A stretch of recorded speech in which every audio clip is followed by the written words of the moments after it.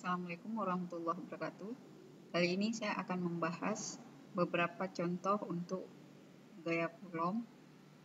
Nah, contoh yang pertama, 3 buah muatan berada pada satu garis seperti pada gambar.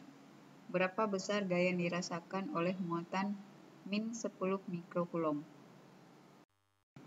Di sini saya misalkan dulu muatan 50 ini sebagai muatan yang pertama, kemudian yang di tengah yang kedua, dan ini sebagai yang Q3.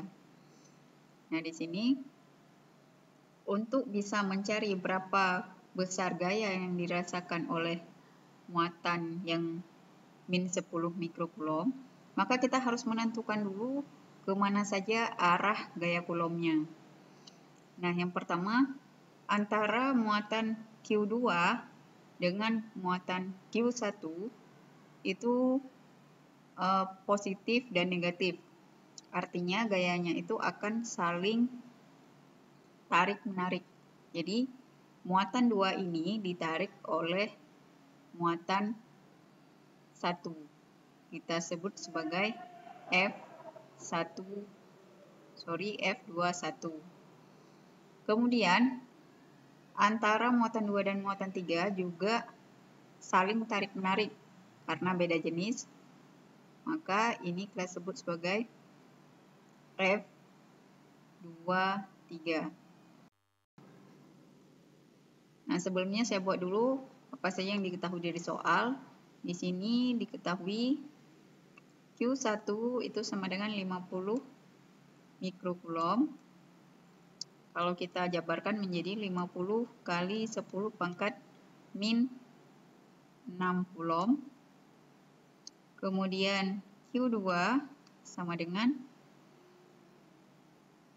min 10 mikrocoulomb. Nah, min ini ketika nanti di perhitungan tidak perlu dimasukkan karena ini hanya dipakai untuk menentukan arah dari gaya. Ini sama dengan 10 kali 10 pangkat min 6 coulomb. Kemudian Q3-nya sama dengan 40 mikrocoulomb, sama dengan 40 kali 10 pangkat min 6 coulomb. Nah, untuk R1, antara R1 dengan muatan 1 dan muatan 2 itu sama dengan 21, ini sama dengan 3 cm. Saya buat dalam bentuk 3 kali 10 pangkat min 2 meter. R23 juga demikian 4 cm. Kita rubah menjadi 4 kali 10 pangkat min 2 meter. Nah, baru kita nanti memasukkan F21, kemudian F23-nya. Nah, kita cari satu-satu. Yang ditanya berapa besar gaya total, jadi F total atau resultannya berapa.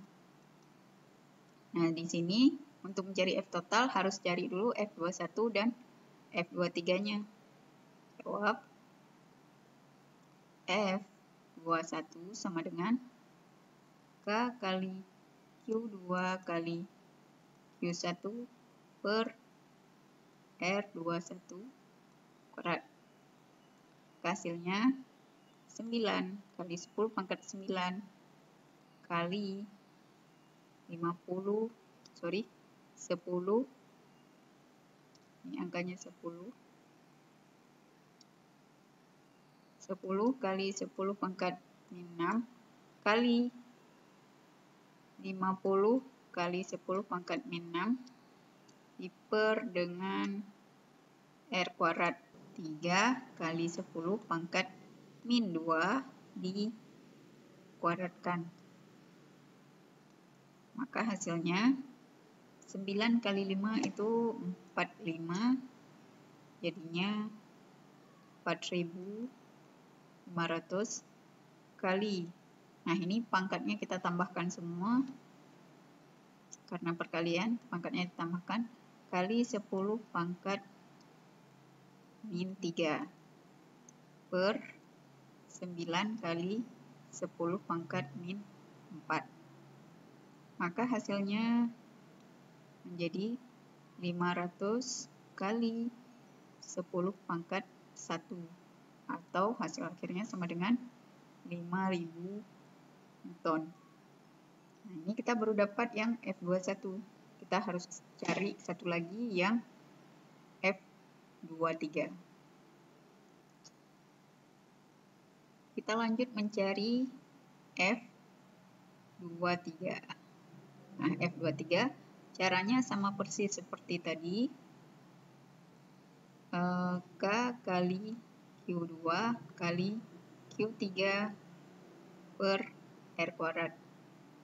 Maka hasilnya 9 kali 10 pangkat 9 kali Q2 itu 10 kali 10 pangkat min 6 kali Q3-nya 40 kali 10 pangkat min 6 per dengan 4 kali 10 pangkat min 2. Ya, min 2 dikuadratkan.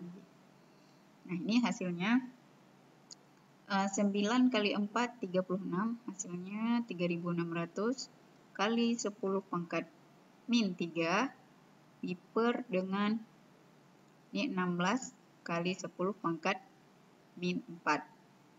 Maka hasil pembagiannya 225 kali 10 pangkat 1 atau menjadi 2250 Newton. Nah, sekarang kita cari berapa F total. Cara mencarinya adalah melihat kembali arah dari F. Ya, F21 itu arahnya ke kiri dengan besarnya 5000 Newton. Kemudian F23 itu arahnya ke kanan dengan besar 2250 Newton. Jadi, untuk mencari F total, kita kurangkan F mana yang lebih besar. Kita kurangi dengan F yang lebih kecil. Nah, di sini berarti F totalnya itu sama dengan F total sama dengan F12 atau F21 dikurang dengan F23. Maka di sini F-nya adalah 5000 Newton dikurang dengan 2250 Newton. Hasilnya 2750 Newton.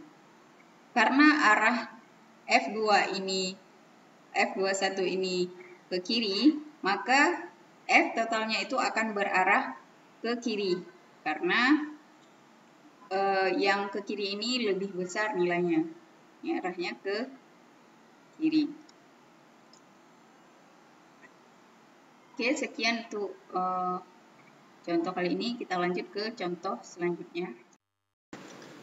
Contoh yang kedua, muatan Q1 dan Q2 terpisah sejauh 3 cm, seperti pada gambar. Jika muatan Q3 yang bernilai 1 mikrokulom diletakkan segaris dengan muatan Q1 dan Q2, di mana muatan Q3 diletakkan agar gaya kulom menghasilkan nilai 0. Jadi di sini kita tinjau nanti kemana arah gaya kulom yang bekerja untuk Q3 yang akan kita letakkan. Saya gambarkan dulu kembali. Ini ada dua muatan positif Q1, kemudian ada muatan negatif Q2. Nah, di sini ada satu muatan Q3, di mana muatan tersebut kita harus letakkan supaya gaya kulomnya itu sama dengan 0. Nah, yang pertama, saya misalkan muatannya diletakkan di antara Q1 dan Q2. Misalkan seperti ini, di tengah-tengah. Misalkan Q3-nya. Maka, gaya antara Q1 dengan Q3, ini positif, ini akan saling tolak-menolak. Jadi, Q3 ini akan ditolak oleh Q1. Jadi arahnya itu ke kanan, F31. Nah, sedangkan Q3 dengan Q2 karena muatannya ini positif dengan negatif, maka akan ditarik oleh Q2 menjadi F32. Kalau arah gayanya seperti ini, maka tidak akan menghasilkan gaya 0, malah gayanya akan semakin bertambah besar. Jadi kemungkinan Q3 ini tidak akan berada di antara Q1 dan Q2. Nah, kita tes tempat yang lain lagi. Jadi saya umpamakan sekarang di sebelahnya Q2. Misalkan di sini, ini Q3 saya letakkan di sini. Nah, Q3 oleh Q2 ini ditarik karena berlawanan jenis, jadi ditarik arahnya ke kiri, F32. Sedangkan Q3 dengan Q1 ini karena sama-sama positif akan saling tolak-menolak. Jadi arah gayanya itu akan ke kanan, F31. Nah, kemungkinan letak Q3 yang cocok itu di luar dari jarak 3 cm antara Q1 dan Q2. Jaraknya 3 cm. Jadi kemungkinannya di luar dari jarak ini. Jadi kita sebut jarak di luar ini sebagai X. Nah, jaraknya sebagai X. Maka kalau kita ukur dari Q2 itu jaraknya X. Kalau kita ukur dari Q1 ini menjadi X ditambah 3 cm. Nah, di sini syaratnya supaya menghasilkan nilai 0, F32 harus sama nilainya dengan F31. Karena ketika dikurangi nanti nilainya akan sama dengan 0. Jadi ini saya buat F32 sama dengan F31. Nah, di sini kita masukkan persamaan dari gaya Coulomb ke Q3 kali Q2 per R32 kuadratkan sama dengan K kali Q3 kali Q1 per R31 dikuadratkan. Nah, di sini ada variabel-variabel yang sama yang bisa kita coret. Ada K, kemudian ada Q3. Maka yang tersisa Q2 dan Q1. Kita lihat nilai Q2-nya itu 4, Q1-nya 9. Nah, saya masukkan nilainya.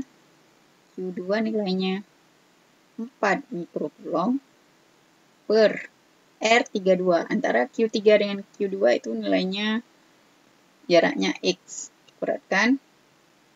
Q1 nilainya 9 mikrocoulomb. Jarak antara Q3 dengan Q1 itu 3 tambah X. Jangan lupa dikuadratkan juga. Nah, di sini mikrocoulombnya bisa coret lagi. Nah, saya kalikan sekilang sekarang untuk X kuadratnya. Jadi, saya kalikan yang 3 ini saya bawa ke sebelah kiri. Jadi, 3 tambah X dikuadratkan per X kuadrat sama dengan 9 per 4. Nah, di sini supaya saya mau menghilangkan kuadrat yang sebelah kiri, maka sebelah kanannya harus diakarkan. Jadi, saya hilangkan kuadratnya ini menjadi 3 tambah X per X sama dengan, nah di sini harus tambah akar, ya, 9 per 4. Maka jadinya 3 tambah X per X, akar 9 itu 3, akar 4, 2. Nah, sekarang tinggal kita kalikan silang. Saya bawa kemari. Ini 3 tambah X kali 2 sama dengan 3X. Nah, ini kalikan silang, kali ke dalam. 6 tambah 2X sama dengan 3X. 6 sama dengan 3X kurang 2X. Berarti 6 sama dengan 3X kurang 2X itu menjadi X. Maka nilai X itu sama dengan 6. Kalau tadi cm, maka ini 6 cm. Jadi, jarak dari Q2 ke Q3 itu sama dengan 6 cm. Supaya bisa menghasilkan gaya Coulomb sama dengan 0. Contoh selanjutnya, dua muatan yang memiliki nilai sama mula-mula berjarak 1 cm, saling tolak dengan gaya 160 Newton. Berapa jarak muatan tersebut agar gaya tolaknya menjadi 10 Newton? Kita tentukan dulu apa saja yang diketahui dari soal. Yang pertama ada nilai muatannya sama. Jadi saya umpamakan diketahui Q1 sama dengan Q2 sama dengan nilainya Q. Nah, kemudian jarak awalnya itu 1 cm, R1-nya 1 cm, F1-nya 160 Newton. Nah, agar F2-nya menjadi 10 Newton, ditanyakan berapa R2-nya. Nah, R2 sama dengan berapa? Untuk mencari R2, kita gunakan saja perbandingan antara F1 dengan F2 supaya lebih mudah.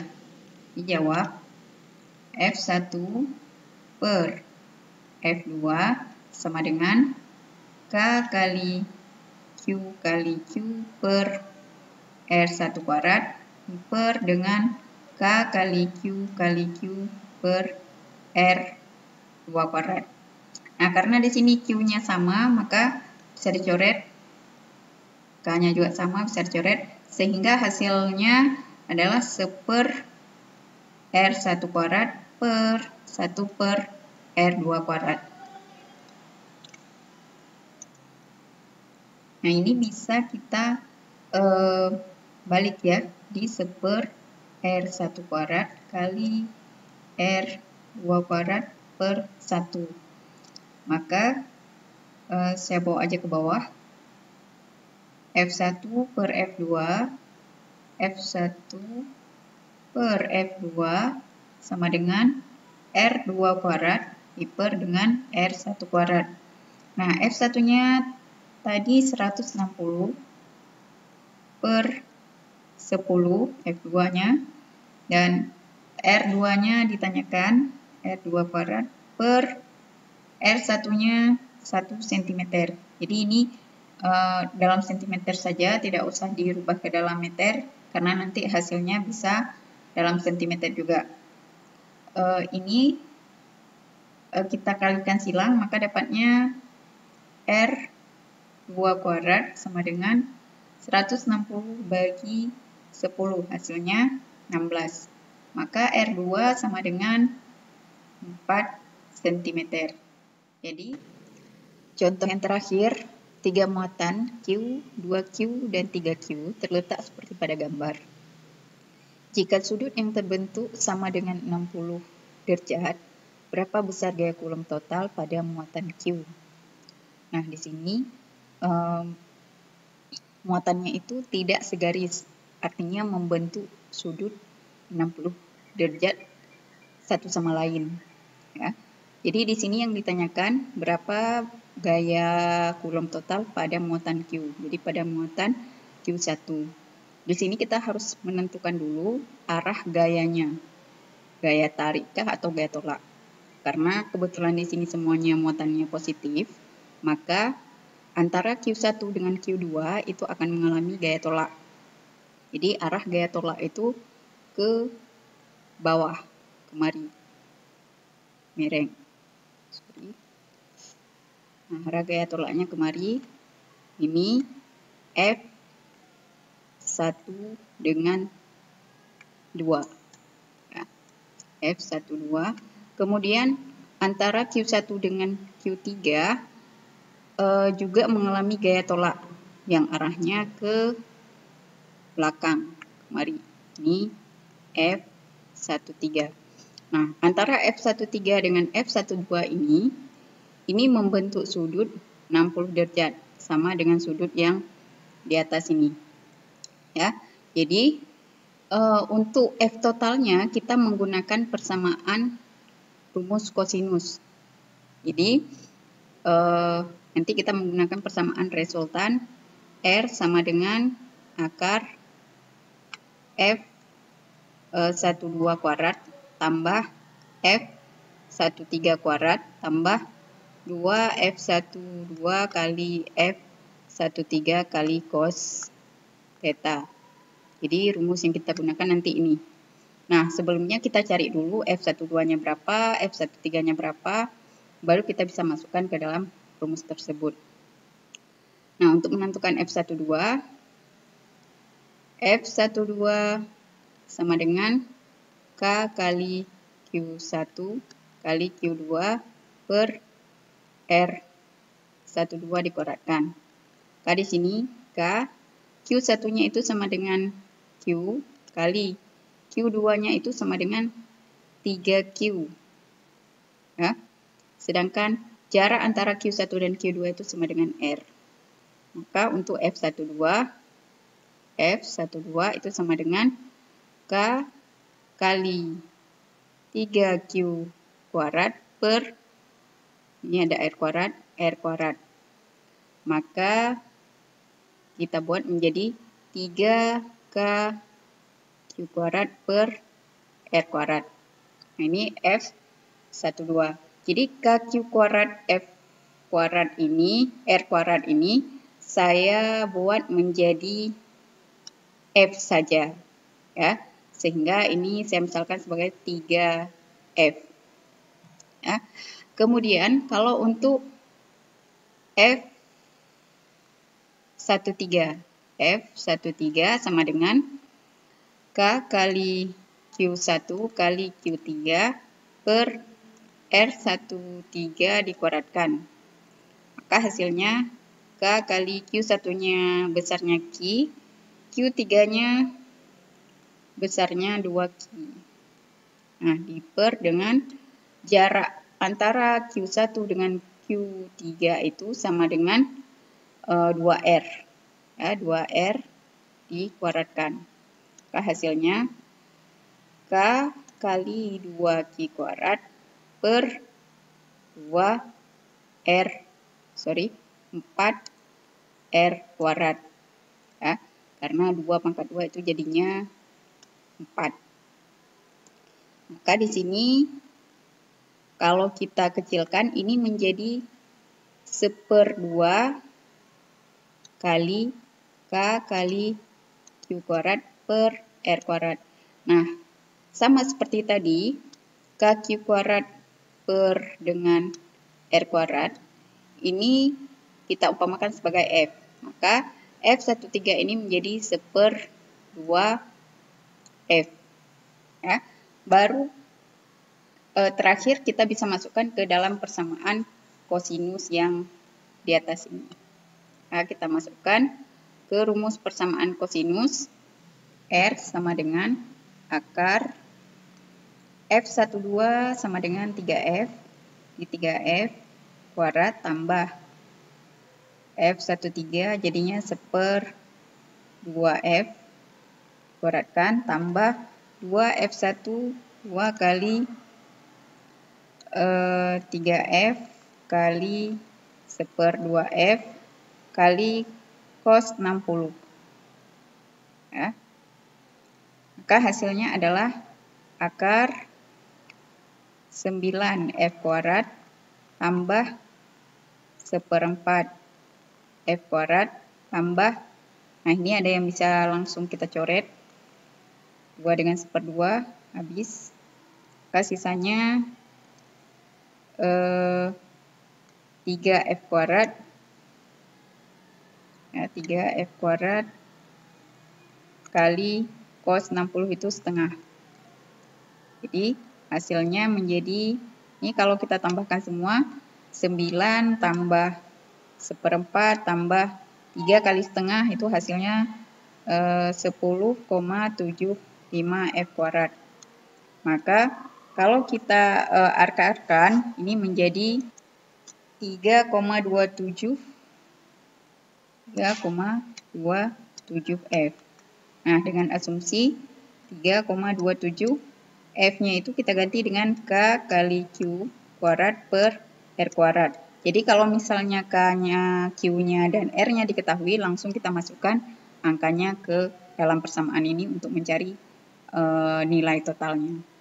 Sekian video kali ini. Terima kasih sudah menonton. Assalamualaikum warahmatullahi wabarakatuh.